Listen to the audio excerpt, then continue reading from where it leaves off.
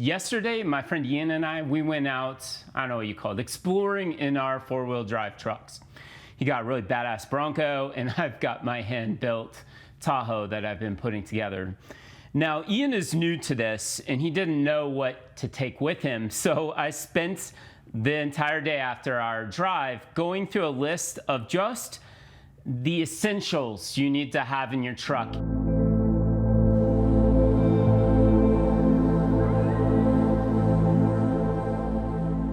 Got into this exploring in the trucks, in the remote lands, up in the mountainous backcountry, along our remote borders. It is unbelievably fun and rewarding, as you've probably noticed from watching my Exploring God's Country channel on YouTube. If you haven't already, make sure you subscribe to that, because it's amazing. And I'm here to answer any questions you have. It was probably not quite a decade ago, 7, 8 years ago, that I met my friend James, and he introduced me to this. Before, I'd been trying to go in my car on these rough mountain roads, and I loved it so much when I went with James that I started taking my girlfriend, and we went in my Buick. So we went back to Ramanote Canyon and various areas all around Rio Rico down here in Nogales. And then later on, I bought the Tahoe that I'm building. And over the years, out of experience, I've come across this kit, arrived at this kit, as well as many other items we're not going to dive into here. My goal with this is to get you out safely, so should something not go according to plan. There's contingencies to keep you alive and safe. Maybe do a very, very minor repair on your vehicle. And that's it. First, the spare tire. Your vehicle should come with a spare tire, a jack, and a, what do we call it, the lug nut tool. Those need to be complete. And you need to know, and not for the first time use it on the trail, you need to know how to use those safely. Make sure you dry run your spare tire system. And make sure that spare tire is always in good shape. So a little story, I was in Mexico visiting my friend's ranch. We took their Nissan Xterra to the ranch, made it there fine. We leave the ranch, tire breaks, tire popped. They didn't have anything to patch it with. And when we went to get the spare tire off, they didn't have the tools in the truck. And when we're looking under the truck, the spare tire was flat. So I ran 5 miles back to the ranch, got some cowboys. They brought a compressor tank. They came out and they figured out how to get that spare tire off with some tools they had at the ranch. And they put the spare tire on. Amazingly ingenious guys. I was really inspired by them. And we go down the road a little ways, and what do you know? The spare tire gives out. During this whole ordeal, we had no way to communicate with the second vehicle that had gotten ahead of us on the road. And so I don't want that fate to fall on you. So here's some items I have here. I always have an air compressor in my vehicle. This little air compressor, you can air up tires. And you may even want to air them down for a more comfortable ride. That's a lot of things off-roaders do. But if you have an issue, you need to air a tire back up, you have this air compressor. I have a Vi-Air, they're very good quality. Another thing I have, and I use extensively, is a tire plug kit. I meant to put the tire plugs here, but I didn't. I will put the picture of them on the video. It comes with 2 tools. This is a little thing you screw into the hole after you've removed the obstruction, screw, nail, whatever it is. There's a vice grips. You want vice grips in your kit for that. You screw this in, and then you ream it out. You pull it in and out. It makes the hole a little more friendly for the plug. Just like a little needle, you thread the plug through it. It's got an open end. You push it in, and when you pull this out, the plug will remain. Then you use a knife and the multi-tool you need to have in your kit, and you or the scissors in here. You're gonna cut the end of that plug off and air your tire back up. It will work. It could be a permanent solution, but typically I use the plug and then I go to the tire store and have them put a patch on, which is a little more effective, longer lasting. I've never had a problem with the plug for that matter, but I just trust patches a little bit better. So the items I listed there: a tire plug kit, a vice grips, which you can use for mini repairs, a air compressor, and I didn't mention, but I should have, a tire pressure gauge. There's also one on my air compressor, so some of them will come with one on there. It's just a little more friendly to use the tire pressure gauge. I've had friends who are in the desert, out in a remote area, and the battery wouldn't start their car. So just having a pair of jumper cables, many times you may get lucky, and a side-by-side, or even a, I don't know if Border Patrol will still help with this, or a rancher, and they will jumpstart you. In the backcountry, people are very friendly. That's 99.9% of the people, even down here. And they'll go out of your way to help you. When we broke down on that road in Mexico, the rancher that was closest gave us a hand. They were really nice. Fire extinguisher. I've never had to use one of these. I hope I never have to in the future. But if I don't have one, I'm out of luck. You need to have at least one fire extinguisher.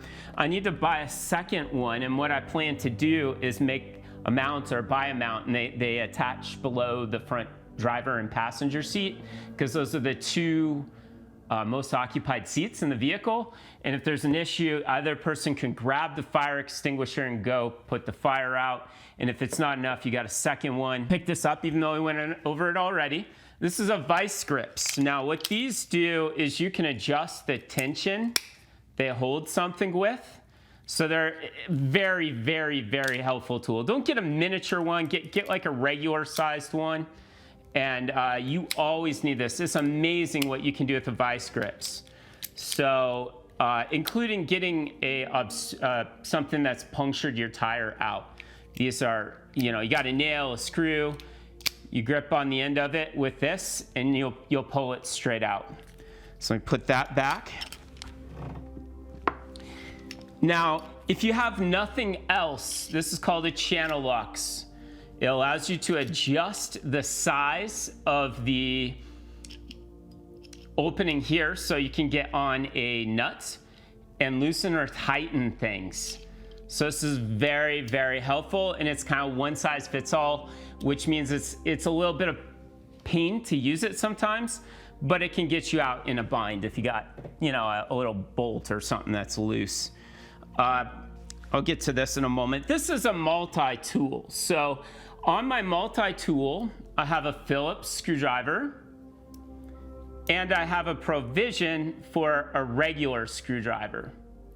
Very important. And then I also have a scissors. So if we need to cut a little something, it's kind of cumbersome to use. It's not very big, but I can cut something. And you got your beer bottle opener and all that sort of thing. This has got a pliers in it. These are called multi-tools. I have one of these in every single vehicle. I'm a real estate agent, and I kid around, and I'm like, this is my James Bond, spy tool that I can fix anything with. I use these all the time at work, and even more when I'm off-road. I had my door, there's a latch where the lasp grabs to keep your door closed, and that's in the door frame on your vehicle. Well, that started coming off and my door wouldn't close. I fixed it with this, and so we could get down the road. I fix more things than I can count with that. Now, this is a bit of a luxury item, but this is a multi-screwdriver. I'm sure you've seen these. You can flip them around, and you can get different bits to do Phillips. This one does a bunch. Most of them just have two sides of Phillips and two sides of regular screwdrivers. But the one thing that is super cool and helpful about these is here you have a socket. And so you can get on a nut and tighten it. Now, why is that helpful? Many of your ring clamps for your radiator and your cooling hoses will have a nut, and those are notorious for loosening. All you have to do is get the right fitting and you can tighten it with this. Now, if you got factory hose clamps, sometimes they're a tension style, and so you have to pinch them to get them to open, or you know, sometimes they won't close all the way too, so you have to fiddle with them, take them off, and crush them with something to get them to hold the hose. I'm rambling on a bit here, but that's what we have there.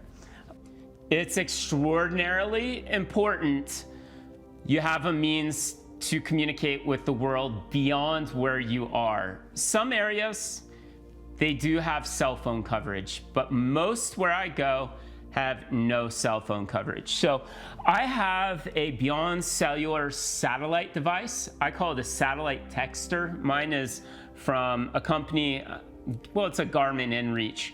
And what it has is a GPS and a bunch of other stuff in here. But what's very important about this is I pay, I think it's $12 a month. I can send 10 text messages.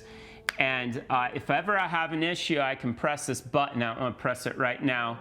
And it sends my GPS coordinates to dispatch, emergency dispatch, like your 911, then they route it to the sheriff or the police department or whoever responds to that area, and they will come help you out. Now, that's better than nothing. It's actually quite an amazing device. So I always have this, and I am subscribed to the service. Out here, it is an absolute necessity. These save lives. Beyond that, you know, when you got a couple vehicles, if you're just getting into this, you can get these push-to-talk walkie-talkies.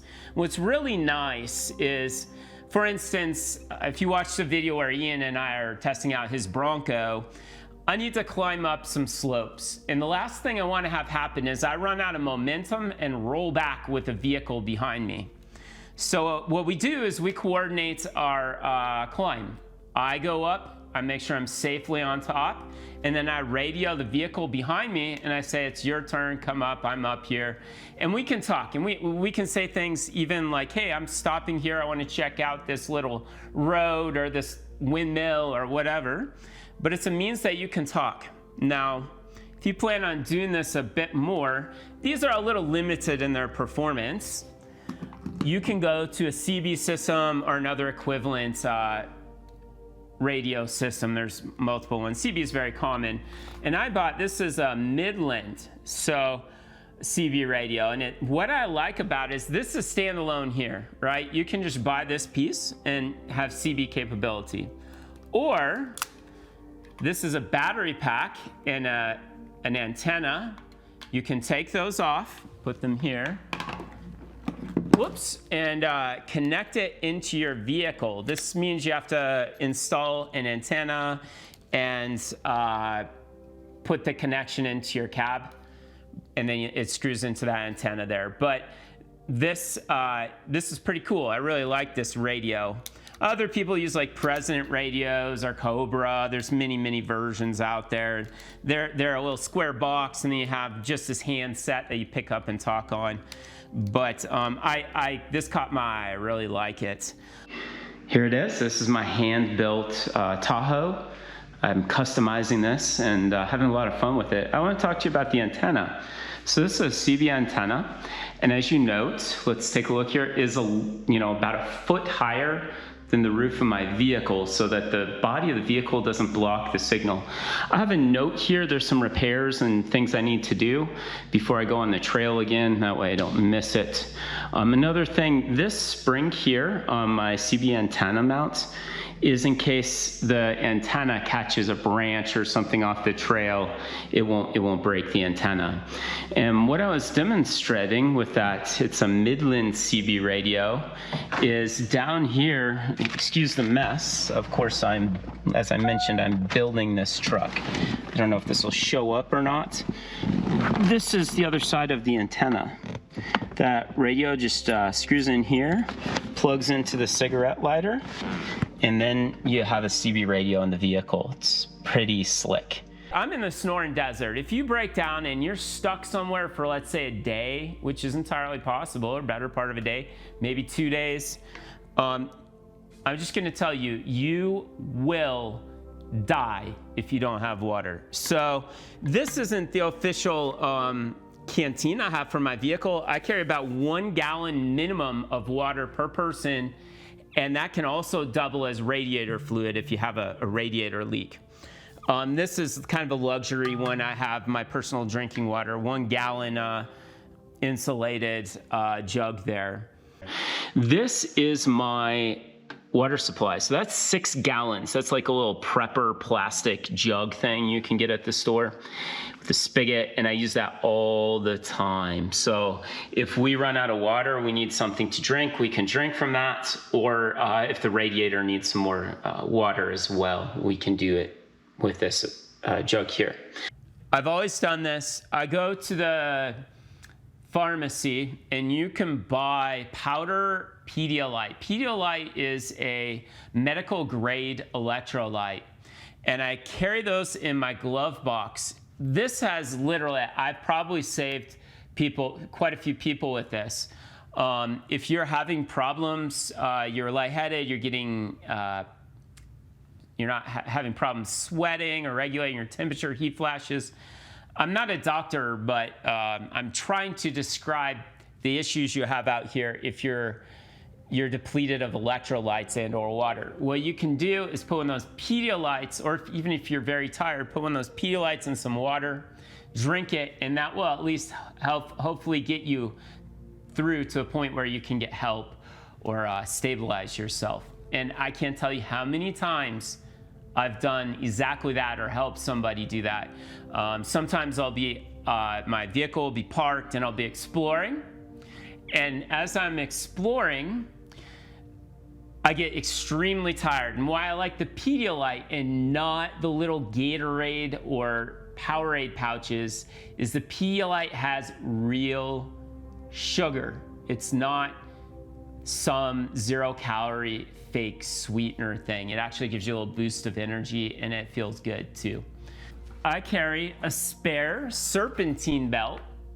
This is, you know, these break. It's not all that uncommon. I always save the old one after so many miles, put a new one on, and put the old one under my seat in the back of the vehicle. If this breaks, you will be stranded, but they're pretty easy to change on your own. If you don't know how, I recommend you get some basic vehicle maintenance knowledge, because it could save you. Let me just put it this way. If you do enough off-roading or Forest Service driving, overlanding, whatever you want to call it, knowing a little bit about vehicles will save you many thousands of dollars, so you can kind of rescue yourself for the simpler stuff. I haven't had one of those break off-road, but I have on the road and thrown on the new one several times. Another thing we have here, this is transmission fluid. So why transmission fluid? If you have an issue where you don't have enough oil in your motor, it leaked out, or you busted a hole in the oil pan, they had to patch, you found a way to patch it. Hopefully I don't get that advanced just yet, but you're low on oil, transmission fluid works as engine oil. At least in most every application I've seen, you can run this for your engine oil. Additionally, it works as transmission fluid, right? And depending on your setup, it may be the same stuff in your transfer case. Now, if we're talking about differentials, those are the thing that turn the wheels on the front and the back, those use gear oil, and I don't know that I necessarily want to put this in there. But this, you know, it's quite common that you're low on oil or you're a little low on transmission fluid. This is what you need, and it works just fine. I have underneath here a construction garbage bag, because once you've opened one of these, I never trust that they will not leak just a little bit. And I put in the construction garbage bag, I wrap it up tight, and I put a strap around it. And you can also use this construction garbage bag to lay on while you're working on under the vehicle if you got some issue, or you can even use it to pick up garbage, which more often than not, that's what I'm doing. This is a first aid kit I put together. My friends in the Border Patrol showed me what they had, and then from my personal experience. I built on it. The ones in my vehicle are a little different than the ones I carry in my backpack. But, and what I want to make stress here is a lot of people on the internet talk about, oh, just a boo-boo kit, moleskin, Band-Aids, and some ointment. Those are comfort items, and it's a very good idea to have them. I have them in here. And then they kid about people that carry tourniquets, which I have here, and I've never used, thank God, and things to seal punctures in the chest and whatnot, more trauma stuff. Now, if you don't have the trauma items to help control the bleeding and these things, the gauze to pack in there, you'll die. Let me say that again. You will die. So hopefully you never have to use them. That's the best thing. All you ever use is your boo-boo kit with the little Band-Aids and whatnot. But don't listen to those people that are like, don't carry that trauma stuff. Don't carry the bleed control stuff. Don't listen to them, because I've been in situations where people have died and you don't want to be there. Carry that stuff. Okay, so off my soapbox there. We have a few more items here I want to discuss. It's kind of a luxury item. Of course, gloves. You just get these at the car parts store. They're a pair of work gloves. These are useful for many, many things. I have a headlamp here. This is great if it's, maybe you get out there, you're stuck at night, you need to walk back or something. You got a headlamp, or you need to look under the engine hood. That little trouble light some vehicles have, most don't anymore under the hood. It's not that good. This is really helpful, the headlamp. I use it all the time. Another thing, my mom has made me some things here. My mom loves to sew, so she made me a little bag, which if I can ever get it open. And I've used this a few times, not for getting unstuck, but I make a campfire once in a while, and I like to leave no trace, so I put the rocks around the rim. I dig the little hole. We make ourselves a campfire. Campfire's done. I pour the water on it. I throw the rocks so nobody saw that they were organized for a fire pit. I cover the fire pit back up. But more importantly, this is a folding shovel. So if you are ever stuck, you may need to dig yourself out. And this here is imperative for that. It's just it's a, pardon me, but it's a pain in the ass to use. If you want to carry a full shovel, by all means, but this is better than nothing. It's a folding shovel. And you can get these things all over the place. What else? I have Gorilla Tape here. So Gorilla Tape is great. A broken coolant line or hose in your vehicle. And what you can do is wrap it extremely well with this. It will still leak, but hopefully it's enough to get you out without burning up your motor, overheating your motor. And there are many uses for this. As you can know, I use this all the time for all kinds of stuff. It's even in my medical kit. I have it all over the place.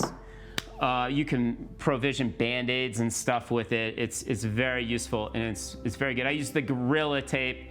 It's like a super sticky, super strong duct tape.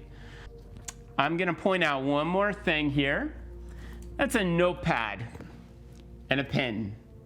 I always have this in my console, and occasionally, if I'm going on a hike, I will, and there are many uses for pad and paper, but I will write hiking the Arizona Trail, started on this date and time.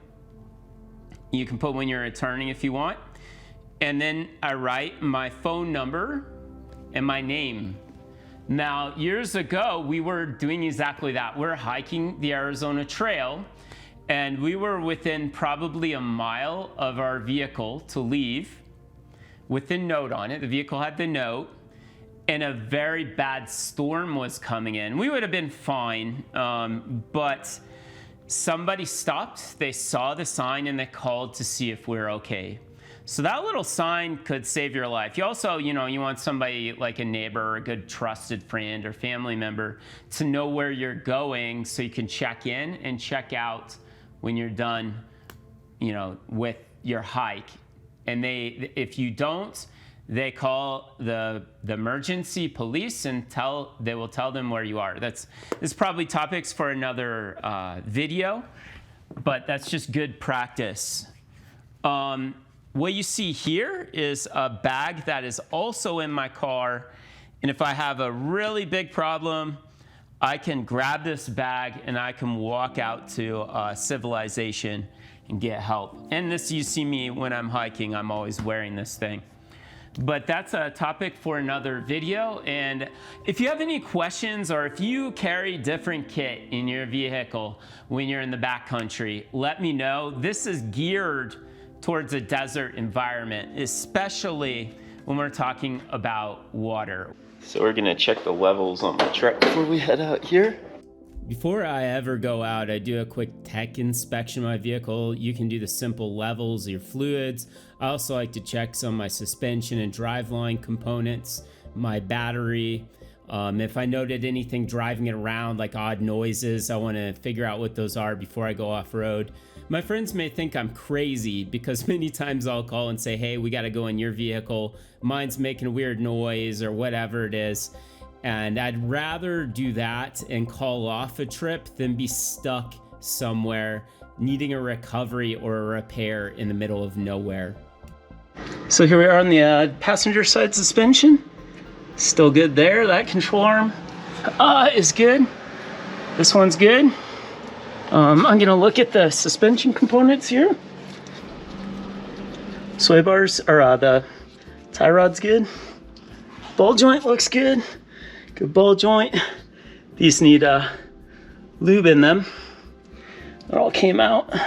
So I could talk for days about this stuff. Please put your comments below with all the questions you have. I want to help you out.